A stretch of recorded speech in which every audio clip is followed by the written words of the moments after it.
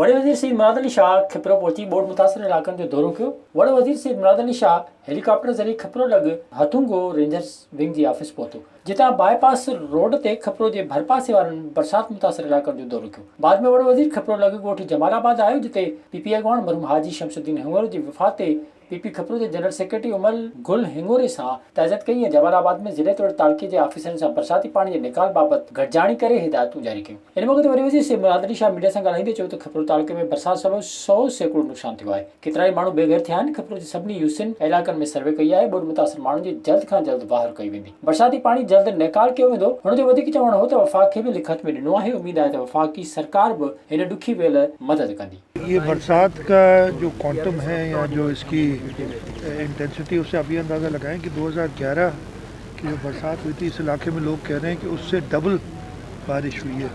کراچی میں تو 1931 سے ہمارے پاس جب سے ریکارڈ ہیں وہ ریکارڈ دیکھیں تو وہ سارے ریکارڈ نہ صرف ٹوٹے ہیں بلکہ اگست کے مہینے میں جو اس سے پہلے سب سے زیادہ بارش ہوئی تھی اس سے یہ ڈبل برسات ہوئی ہے.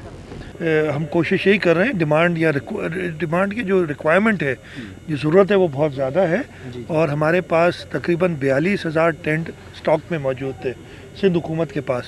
لیکن یہ جو آپ دیکھیں پہلے دادو میں جوہی کے علاقے میں ہوا اور اس کے بعد ادھر بدین میرپور خاص سانگھڑ ان ضلعوں میں عمرکوٹ میں جو یہ آفت آئی ہے تو ریکوائرمنٹ ہمیں اس سے بہت زیادہ ہے.